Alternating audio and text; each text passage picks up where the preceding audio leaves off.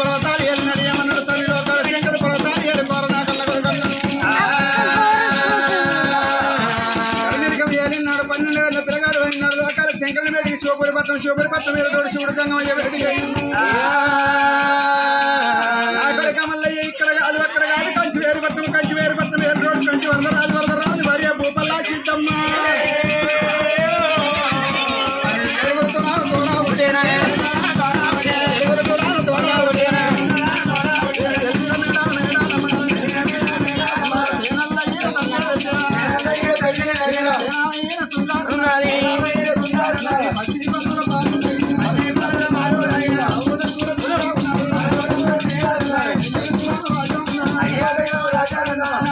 రారాజు మల్లయ్య ఏళ్ళ పొలమారు మీద ఉన్నది ఏ పల్లెకు రోడ్డు మీద బంగారు పర్వతాలు ఇడిచిపెట్టిన ఎలా శివపురిపట్నం ఎరవచ్చిన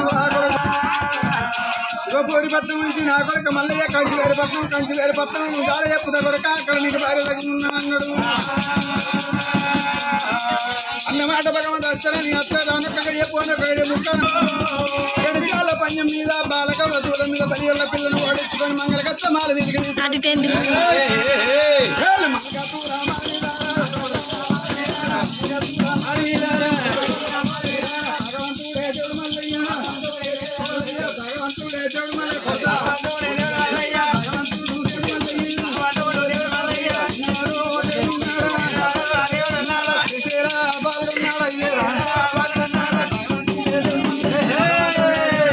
భగవంతుడు దేవుడు మల్లయ్య బంగారు పర్వతాల మీదకి తీసుకొచ్చింది బలవంతుడైన గాని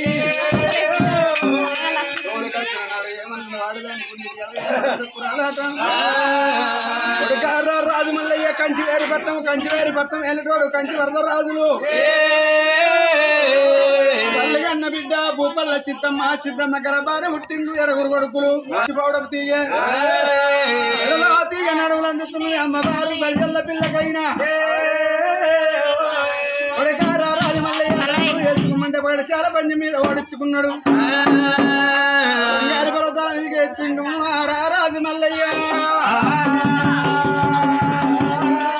బంగారు పర్వతాల మీద వచ్చినప్పుడు ఏమనుకున్నాడు దేవరాజు మల్లయ్య తినదందుకు బంగారు పల్లెలు ఉన్నాయి కూర్చుండేందుకు బంగారు పీటలు ఉన్నాయి ఆడపాడ అద్దాల మేడలు ఉన్నాయి మేడల్లా ఏమి తక్కువ లేదు ఏంటి తక్కువ లేదు ధనం తక్కువ లేదు భగవంతునికి రారాజు మల్లయ్య ఎవరికి ఆనమందిండు భగవంతుడు మల్లయ్య ఏమనుకున్నాడు ఆడదానికి ఉండేది 66 వరస కురాలు పల్లికి ఉండేది 24 తొల్లు గుర్రానికి ఉండేది 66 వరస కురాలు మరి అత్త తెచ్చిన పిల్ల కాదాయ అలిగుండ పోదాయ మామ తెచ్చిన పిల్ల కాదాయ మాటుండ కూడా పోదాయ మరి కులము తెచ్చిన పిల్ల కాదాయ కోడుండ పోదాయ ఆడది అనుకున్నాం నాకు ఇంత దొరకలన్నాడు అనుకోండి భగవంతుడు మల్లయ్య ఏనాడైన గాని పుట్టుము దారం మట్టి మధ్యాహ్నం అందమీదికి దేనికలు మర్రేటి అల్ల భగవంతుడు ఊరుకు పనబడి భగవంతు మంగళ గత్ర మాల పనబడి భగవంతుడు అయ్యిండు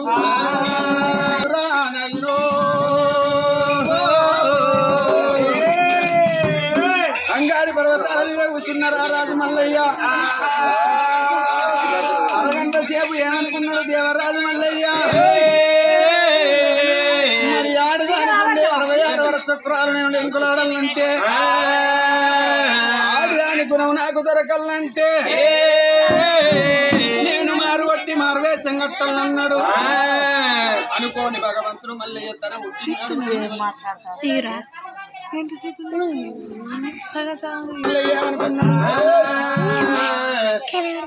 ఉట్టింది వాళ్ళ కళ్ళ కట్ట అరుముల కళ్ళ చెక్కు ముప్పందు మట్టి శీల బండారు సంచి